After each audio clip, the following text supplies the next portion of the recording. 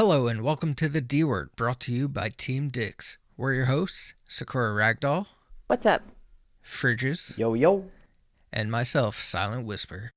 On this episode, we're discussing the world of streaming. We'll talk about the whats, the whys, and the hows, along with tips and experiences of the oftentimes crazy world of internet broadcasting.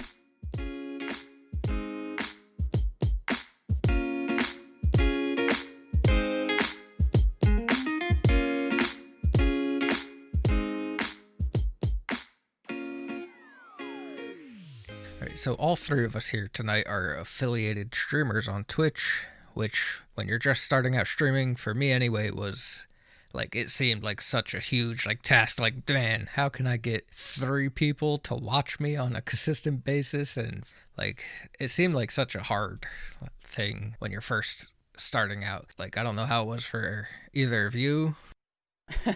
Yeah, I think I first heard about streaming. I was on Xbox, and I did buy a capture card at Walmart, that three-pronged colored one, and I had no idea how to connect it. I don't think I had the right stuff, but I didn't even know about affiliate or Twitch until about a year ago.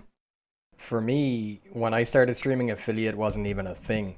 It was partner or nothing. So Oh, wow. for the first 2 years of myself streaming, the only way of making an income was actually by getting donations. So it was a really hard grind at the start, but since they rolled out affiliate, life has definitely been a lot easier, for sure. Wow. You must not have been making a whole lot at all, I would imagine, if you didn't have subs or anything like that. Well, that was the thing. Affiliate didn't exist back then, so there was no mindset to say, grind for affiliate. So when you got into Twitch back then, you knew from the get-go that it was partner or nothing. So if you were to start streaming back then, you would already be of the mindset that it's all or nothing, It wasn't anybody going in blind and thinking, oh, I'm never going to make money for 10 years. I guess that's good because they have it set up pretty much now where it lists you out step by step, goal wise, what you need to get to that affiliate, what you need to get the partner. So, I mean, I guess once they rolled out affiliate, you pretty much were instantly an affiliate, right? Because you pretty much Yeah, had the backing. I had reached the affiliate goals probably 6 months after I started streaming. And then when affiliate rolled out, all I had to do was wait for them to email me the contract to sign up for it. That was huge for me. Just knowing that I was going to have a guaranteed income every month, that made a big difference in my motivation for streaming. Is that why you started streaming? Is that your guys' reason? Well, for me, I've done loads of jobs, and the only one I loved, you guys know already, is the military. But that ended, so I decided when I left that I wanted to do something I loved, and gaming is just gaming. Everybody loves gaming, it's an escape from reality. So I said to myself, why not give it a go? And here we are 4 years later. Nice. I can say for me, initially when I started looking to streaming, which was back in, oh my goodness, maybe 2010, 2011. I think I just wanted, because I thought I was good at video games, first person shooters, Halo mainly. So I wanted to stream to attract people so that I could go to competitions. I didn't even think about affiliate or making money off of it or anything like that when I first heard about streaming. But that was, several years ago when it was just in .tv. Oh, that's way, way back then, huh? Yeah. That's the first time that I looked into streaming. Well, that's the other nice thing about Twitch too. It's not just stream, get partnered, make money. There's so many different roads you can take on Twitch as a streamer. As you said, for yourself, playing Halo, get into competitions, get recognition. For others, it's make friends online. If you get that community of, say, even 20 viewers, you make lifelong friends online. And then obviously for people like myself, it's to mainly make a living, doing what you love. Right. What about you, Silent? I didn't really get into streaming for money or any of that. I'm very introverted in person. I'm very quiet. I don't like conversation. I don't like talking. So I figured, you know what? I'm home all the time. I got this gaming PC now. Let me stream. I'm going to have to force myself to open up, to talk, to conversate, to learn more personable skills. So that's more why I started streaming. And now it's definitely like I feel like I've achieved that goal for myself where I can hold conversations now. I can talk. I can just like do that things that the introverted part of me did not want to do. And now it's like now that I've achieved that, I got affiliate, which I never really imagined I would get. It was a big help to Team Dix that I got it. And now I stream. I want to like just to make the content for Team Dix, really. Like I'm not in it for the money. It's just something to do. Like entertain myself, entertain others, and But it's great how we all have different reasons, but we still connect. I think that's what's great about streaming and gaming. And that's just another avenue for the potential is, like, again, the friends you make. Like, in 4 years of streaming, it's crazy the amount of friends that I've made going through, multiple different Discords, and Team Dix is literally the only one that's stuck because everybody in here has the same goal. Yeah, I think I told you guys I'm new to PC. I was always console, and I switched. I think it's actually already going to be a year, probably in April last year. And I found Discord so overwhelming at first. I was like, what is this? And then I was part of another community that taught about streaming, how to reach an affiliate. Always be thankful to them. But then I got to meet Team Dix in person, met the Discord, obviously, and it was just completely different. So it was a different insight, especially coming from streaming and other people, another group who was trying to stream, and seeing how the goals were just very, very different. Helped me want to like definitely improve my quality of my stream and everything else, and help others as well. Oh yeah, definitely. Like I said, without Team Dix, I couldn't have made affiliate.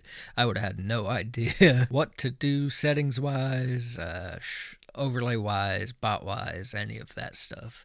And it's nice because everybody's just, if you have a question about it, you post in the Discord, somebody will help you, or somebody will take the time, or you don't even have to ask. Like if somebody's watching your stream, they'll be like, I've been approached, like, hey, that you could change this, like your audio is a little off. Here's something I suggest.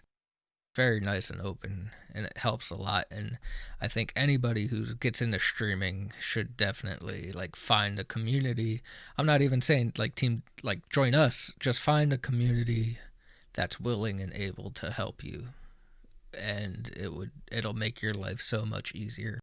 Yeah, and I think one of the big things for Team Dix, which is why so many people approach them and join them, is there's no fear to ask a question. When it comes to community, a lot of people would be afraid to message somebody or, annoy them with little things that might not be important to that person. But in Team Dix, like from top to bottom, every single person in the community, if you shoot them a message, it doesn't matter how even stupid the question might be, they'll go out of their way to help you. Yep, you just gotta ask. In other places, it's definitely not like that. It seems more like it was like a struggle, focus for attention. Well, it's what it seemed. Yeah, it was kind of like fighting for the top, right? There you go. That's exactly what it was. And although there's nothing wrong with competition, there's got to be the right kind of competition. And that was definitely not it. That was just based on my first Discord group that I joined upon switching to PC. Yeah, I definitely get that. I feel like a lot of groups have the right intentions but execute it wrong, where a lot of new streamers that are trying to reach affiliate or just hit affiliate are hosting the bigger streamers, but the bigger streamers aren't hosting back, if you get me, because they have their committed kind of team that they host every day, and it just damages the smaller streamers that are trying to grow, and they don't realize that because they're new to streaming. Yep, I definitely agree. I think the one thing that would tell anybody if they're first starting to streaming, I think a lot of people say this is the first thing I hear about people. I don't want to focus too much on quality of my first stream because I'm not affiliate yet or I'm not partner. But I think that's the wrong mentality to go in it with, because you should want to produce a nice product regardless if someone's watching, regardless of whether you're starting or not. Obviously, there's always potential to build, make it better. But you definitely just want to say, oh, well, here's this. We'll see how it goes. I think that's the one difference from, obviously, my stream has improved a lot since I first started. But I always try to at least have some kind of overlay, make something, at least my name on there. And I think some others people, when they're first starting, they try not to put too much time into that. But I do think there is like a little bit of focus they need to put even when they're starting out, because that shows some kind of dedication versus just giving up right away. Oh, yeah. Like, I can go back and look at the videos of my first stream, and it's true. Like, and if like as a viewer, I'm going to stick and give somebody a chance more if they have the overlay, if they have like a basic profile, if they have a good camera, like not even a good camera, but like if they're making the best of what they have.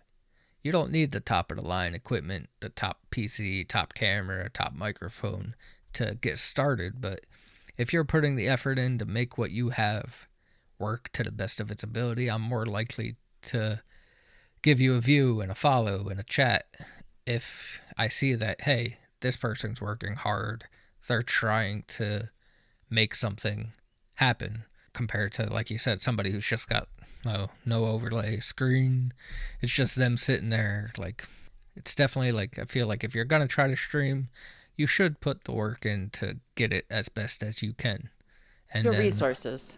yeah, exactly. It's like you said, you don't need to buy some crazy expensive camera. No. Just, make the best of what you have. I mean, my DSLR is old, but that's what I use as my cam. Yeah, and it looks great. Like there's no reason to upgrade. So I mean, but like you don't need a DSLR. You could have a 720p camera, and if like as long as you get some lighting or like you can make it look good, you just got to put the time in to get like see what works for what you have, and then down the line you can upgrade your stuff. Like that's exactly what I'm doing. Like I just finally got a like a ring light and a better microphone. Like you make upgrades once you like put the time in, you're actually going to stick with it and enjoy it, but you don't need all of that stuff to get started. And I think a lot of new streamers make the mistake of thinking, when you're going through settings or messing around with things to try upgrade the quality with what you have, a lot of streamers think it's going to be a lot of work, but most of the time it's just the click of like 3-4 buttons. And a lot of new streamers don't know that because they're brand new to it, so they think it's going to be some massive file search and changing 100 different settings on your PC, and it's just not like that. Yeah, Oh, I agree. yeah. Yep. And definitely, like, you open some of these programs up, and it's just like, whoa. Like, it definitely looks intimidating, but then it's really not once you get into the program. Like, I use Stream Elements OBS. And, like, when I first opened that program, I was like, what do I do with this? But it's very simple, and the wizard they have on it, they have a wizard, like, auto thing. It pretty much scans your like hardware, sees what you have, and pretty much does all the complicated settings for you, and then it helps you set up your scenes and your microphone inputs, your video inputs. It's very easy, though. It's not as difficult as it first seems. It's just intimidating to open for the first time. I think that's what puts a lot of people off. It's just when you, as you said, when you open it and you see all these things on your screen and you don't know what half the words mean. It's intimidating, But if you just take a deep breath and, look around for 5 minutes, you can make a lot of progress in that 5 minutes. Yeah, just takes, really go on YouTube, look up a tutorial. If you're not sure something, look at Reddit posts. I know as a streamer, I think I've troubleshooted a lot of my stuff. And until I get it down, if I don't find it, I reach out to somebody that maybe knows. But it just takes, like you said, 5 minutes to look over your settings. Yeah, I can't tell you how many times I've messaged Chuck like, "Hey, I'm having trouble doing this. Like I've looked it up, I can't find it." But then if I dig a little deeper, most of the time I'll find out what I wasn't seeing or find out what I was doing wrong before he even gets back to me. It's very simple once you learn where to look. Like it's very detailed. I don't know what program you guys use to stream, but OBS is pretty straightforward. I started with Streamlabs, and I recently switched maybe about a month ago to Stream Elements. And I hated Chuck for it. I was like, screw you for making me do this. But no, it's actually pretty cool. I like it. Definitely see the performance-wise better on my computer, since it pulls up all the overlay stuff more from a browser base than your actual PC performance. So I'm actually pretty happy I made the change. So the other one, all those overlays are on your computer? It's all on the computer. It pulls it from the computer. Of course, Streamlabs runs from the PC, so it takes a CPU usage. And I did notice that it's different with OBS because OBS, the only thing I have connected to that is just what it picks up my monitor. The overlays and everything is straight from Stream Elements. Yeah, that's cool. I noticed my CPU never, hardly ever goes past 15% when I'm streaming on OBS.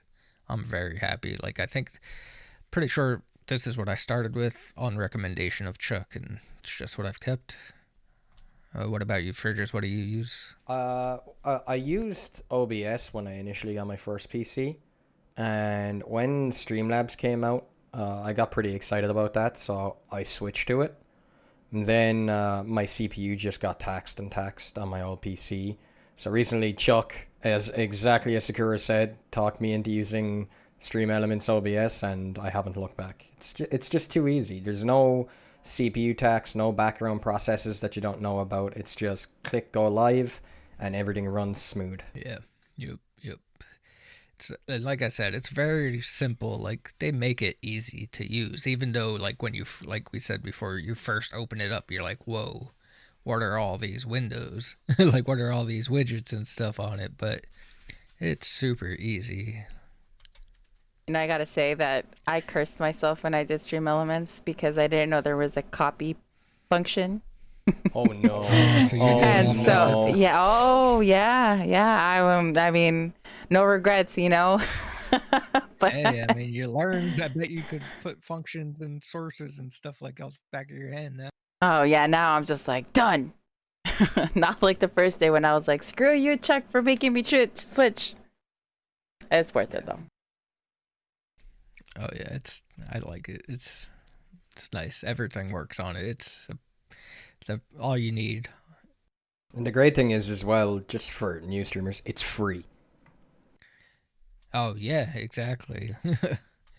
Everything's easy to read. The chat's there, your activity feeds there, your mixer, your stream quality, if you're dropping frames, if your CPU's being taxed, your FPS, everything's right there, easy to see. Actually, back like 3 years ago, OBS didn't have a chat box, any of those. I think when Stream Elements or Streamlabs OBS came out, it forced OBS to change its way because they noticed they were losing a lot of users. And since they changed the chat, so you could have the chat box open, all those tabs. I think they brought back a much larger audience than they even started with. Oh, I mean, I could imagine that chat box is huge. That's another window you don't need open. Like, I have 2 monitors, so retail space outside my gaming monitor for, like, my secondary monitor retail space is, it's tight. I have Discord, I've got OBS. Like, I can't really afford to have another window open for just a separate chat or whatever, Yeah, without So, taxing it's yourself huge. too. Yeah. And just, like, being ease of visual, I like to be able to not have to squint for a little window to see. I use my my secondary monitor's vertical mode, so I don't get the wide windows.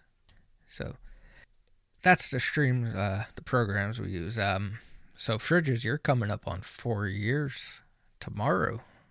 Yep. That's got to be that's a huge milestone. I mean, that's big. I actually don't.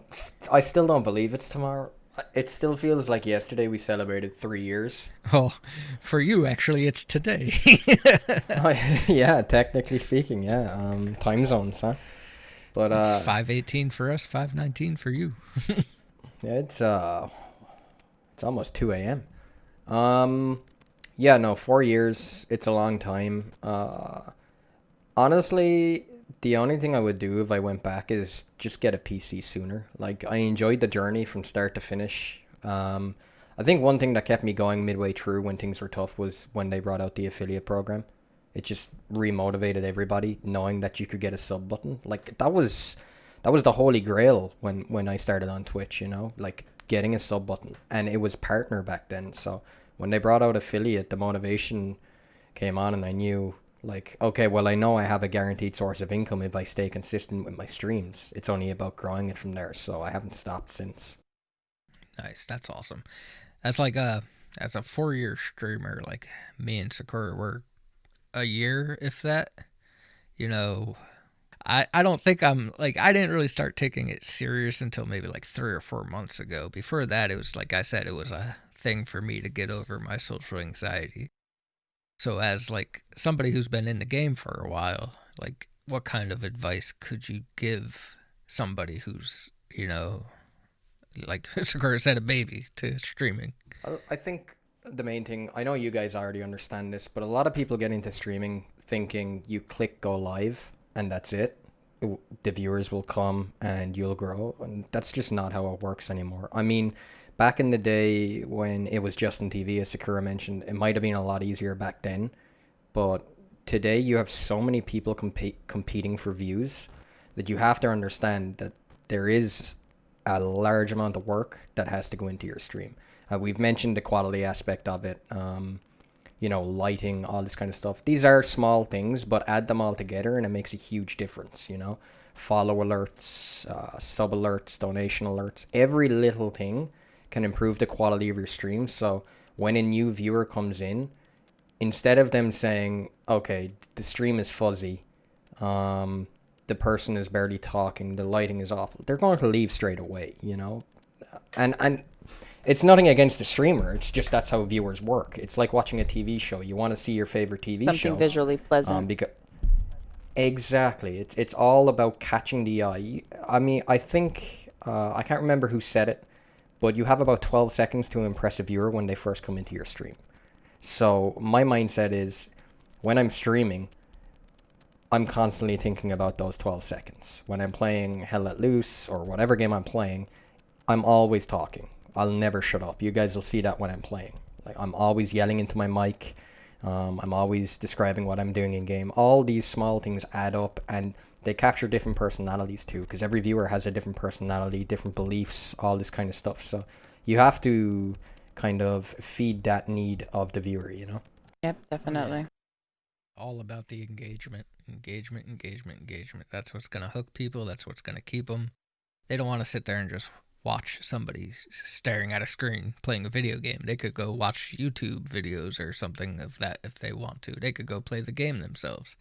People watch people playing video games because of the engagement of the streamer. I feel like it adds another dimension to the game. Like, what are their thoughts? What are they doing? Why are they doing? Right. Definitely agree. I mean, you definitely always want to be talking, like Frid just said. The one thing that I learned the hardest was to talk, whether somebody's watching or not. Yep. Definitely helps to speak your mind. So much so that I even do it in real life now. So I haven't gotten that bad yet. Soon. No. I'm commentating on my life. Right. So I think that was the biggest struggle, is being comfortable to talk out loud, even if it's just yourself, but express what's on your mind, because they can't read what's on your mind. Only you know. And they can't see that from the camera. Or even if you don't have a camera, that's worse. There's nothing to see. So I think that's the biggest thing, is make sure you're talking, whether you see that at 1, whether you see it at 0. Just always be engaging, because you never know who's going to watch. Exactly. One tip I have is, like, if you're conscious about that, turn the viewer number off. You can make it so you can't see if anybody's watching you. Early in my streaming, I would see nobody's watching, so I'd be like, oh, why should I talk? And eventually I turned it off where I couldn't see if I had viewers. So I just had to, like I said, I had to force myself to talk because I didn't know if somebody was watching or not. It definitely helped get over that hump of I should just talk about what I'm doing, whether or not nobody's watching. Exactly, because I mean, essentially when you're starting streaming, the best way to get comfortable with it is to understand you're going to be playing the game anyway, and the only difference is you clicked go live, so just say what you're thinking in your head out loud. It's not going to change your gameplay, but it might interest people in your content, and that'll excite you when you see people getting interested and just motivate you more. Oh yeah. Early on in my streaming, I was like, man, I want a green screen. Like, I want that clean green screen look. And Chuck had given me the advice. He was like, well, if you have the green screen, all the attention is on you, like, for what they see. He was like, but if you don't have the green screen, they see your room, they get a picture of you from your room, and they can commentate on things like, oh, you have a Yoda plushie on your couch. They can mention that. So it kind of makes it easier for you to talk or like get conversations going up, or for the chat to get conversations up. And I was like, ooh, I don't really want that yet because I'm not comfortable having the entire spotlight on me, you know. So I just recently got my green screen because now I'm at that point where I'm comfortable, where I can have a conversation, talk out loud without having like a crutch of sort to help that. Yeah, for sure. I think the other thing as well is, I think a lot of people, when it comes to like material objects like a green screen, a lot of people look at it the wrong way and say, oh, green screens are cool. People like green screens. I'm going to get one. You have to make your stream unique to you as well. If you feel that a green screen is what you want, go for it. But if you just want a cool background, That's me. like that, I'm the exactly. latter. So Silent likes the green screen, Sakura likes the background. You know what I mean? And like I've been changing for 4 years. I've had about 200 different backgrounds, including green screens, my bedroom door, loads of crazy stuff. You know, like it's unique to you, and it's your personality that's been showing on your stream. So always make sure that when you're creating, you know, just even what your camera's focusing on, if you have one, that you're creating something that you want people to enjoy, you know, that you're not afraid to show. Yeah, exactly. Like Bridget said, for me, somebody said that, oh, you can buy the green screen software where it like puts a digital green screen. I was like, oh, that's great. Still not something that's for me because I like decorating, as you guys have seen my different light shows, my toys, you know, my collectibles out. That's just because it gives me something to talk about. Something, like you said, it's a conversation piece. Yep. I wish I had known about the green screen program, man. Like, I could have saved myself like $40. Yeah, when it was on sale, when someone told me about it a couple months ago, I think it was on sale for $1 versus a retail of like 20, I think. Because now I've got the problem. I've got this green screen, but hey, I don't have good enough lighting to fully get it perfect. So now I'm like, damn, I need to order some lights. I don't want it. Like, it's all right, but yeah, it's always something when you get into actually like spending the money on your stream quality. There's always you get the one thing and you're like, ooh, now I need this next. Like I'm at that point now where I want my stream to look nice. Like, I've set that I enjoy doing this. I'm going to make myself put forth the time to do this. I want to be a part of the Team Dick stream team. So now it's like, man, I really want my stream to look nice. Like, I want to present myself for the team as nice. So it's like never enough, you know. Once you buy the one nice fancy thing, you want the next fancy thing, like that stream deck that we're giving away, the Elgato 15 button stream deck. Like, I really want that, but it's just like, ooh, $150. But I feel like friends will become enemies. yeah, like I've joked, like when I'm advertising it on my stream, I'm like, yeah, go join the Discord or for the giveaway, but really don't sign up for the giveaway. But sign up for the giveaway, but don't, because I want it. Like, It's all the competition. oh yeah, I feel a lot of people want that thing.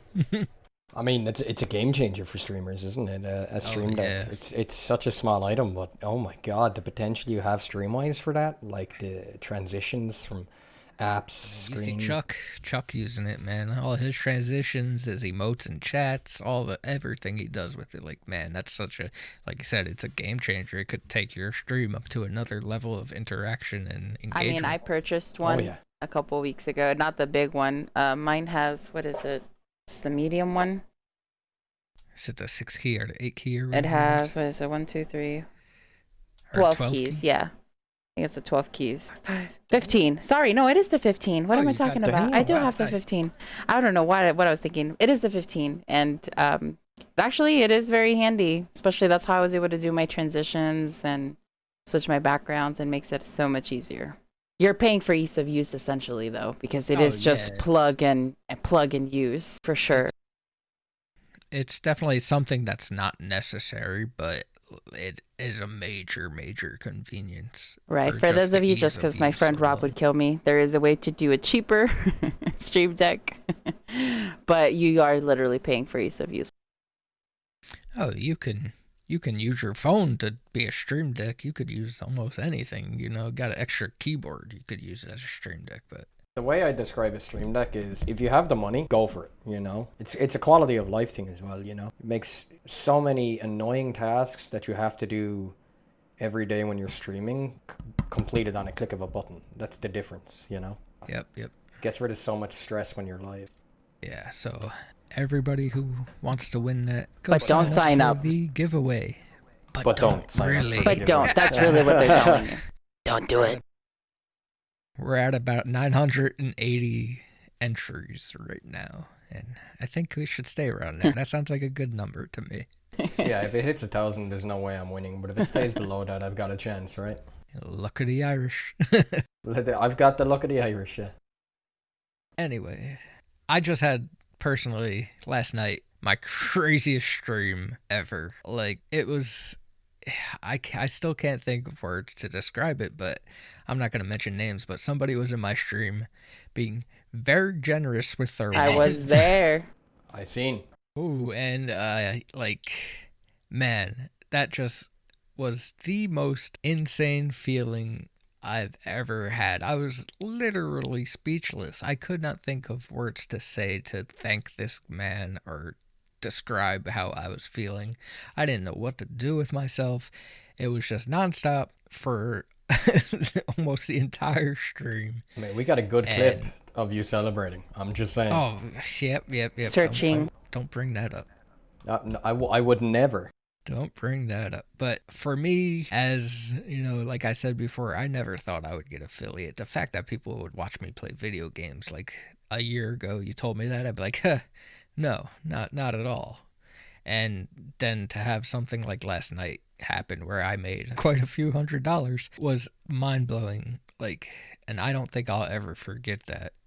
And I just want to know, like, if you guys have, like, what is a moment of your streaming career that you will just never forget, or that touched you or made you feel like, wow, this is really something. For me, was the Valentine's Day stream that I did for Hell Let Loose. Especially because it was something that just came to mind. The amount of support that I got, the fact that it was in a developer briefing, and my picture seeing it there was kind of a surreal moment. So I think definitely that made me push a little bit harder. And then as of a few days ago, I reached 500 followers, which is crazy because I think like not even a few months ago, I was like, oh, I'm at 300, making a victory of 300. So been a pretty crazy, enjoyable ride.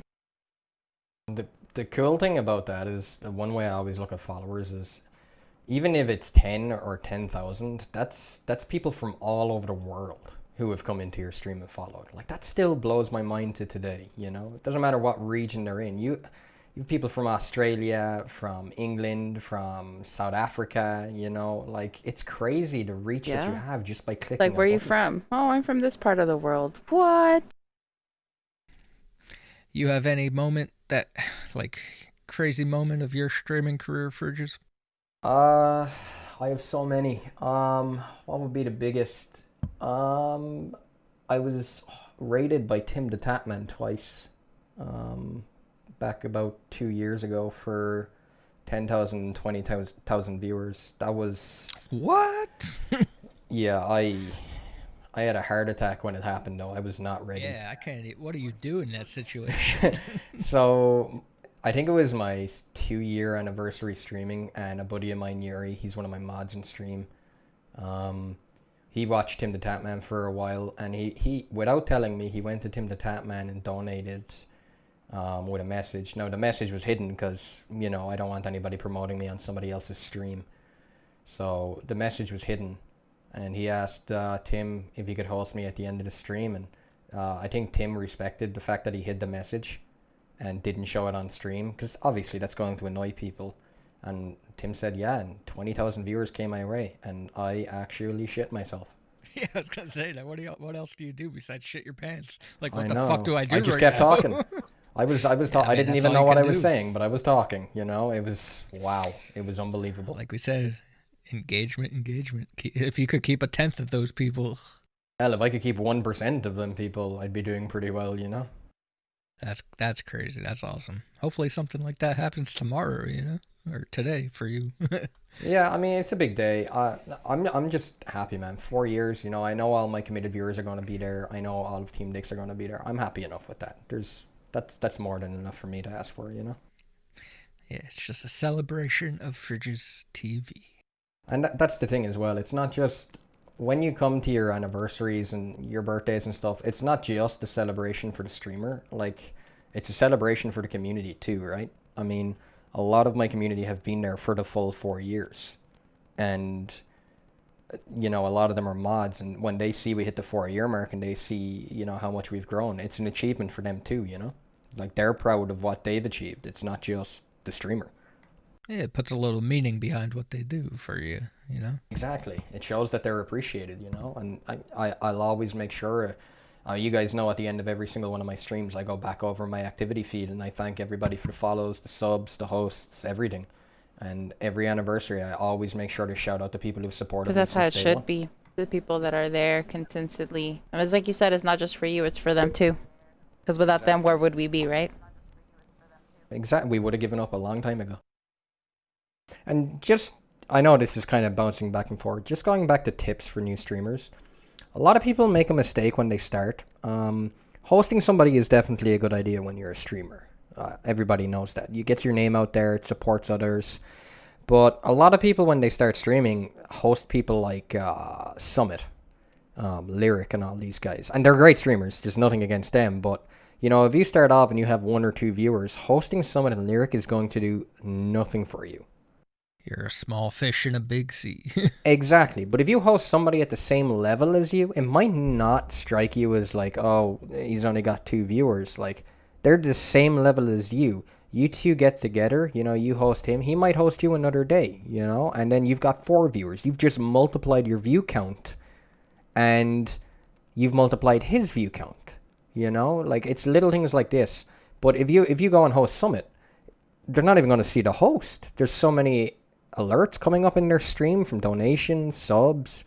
They're not going to have a host alert set up for 2 viewers, And a lot of people make that mistake. So I think find somebody that's at the same level as you and support them, and you'll get that support back.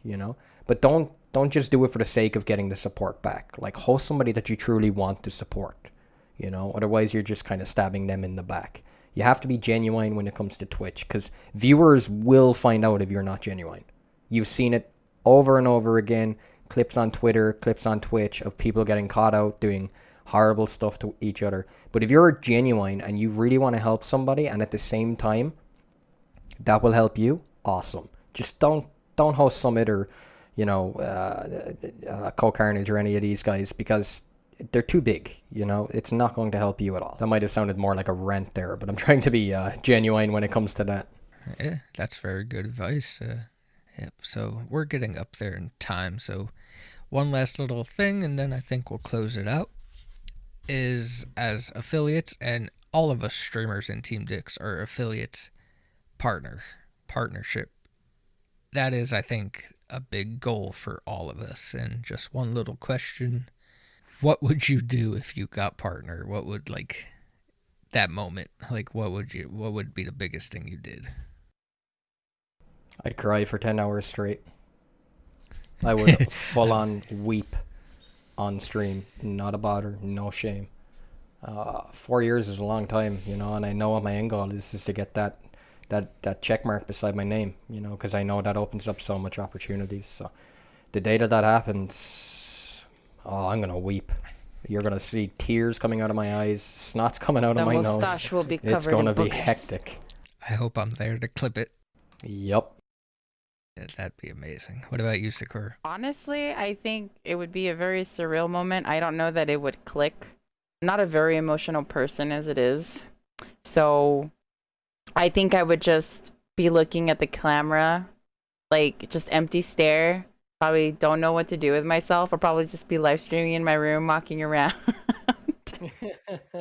Like, is this real? Is this real? Pinch. Okay. Still awake, kind of moment. Because I don't cry. I don't get teary or emotional, so that definitely wouldn't happen for me. But I'd just be like, huh.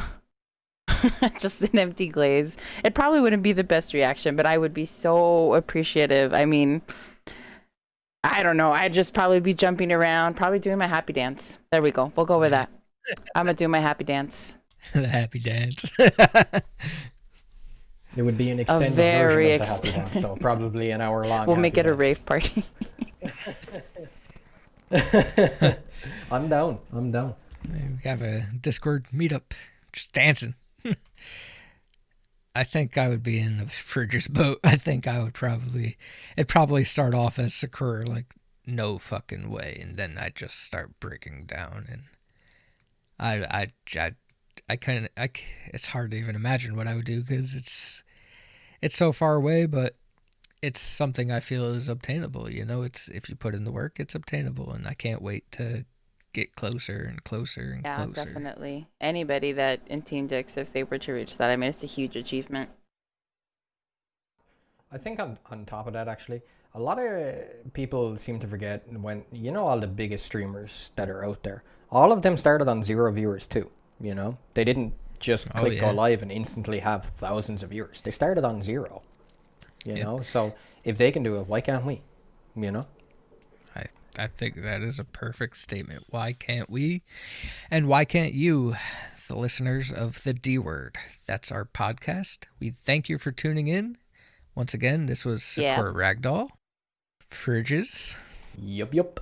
And myself, Silent Whisper. We hope you enjoyed our podcast, and we hope you tune in for the next one. Thank you.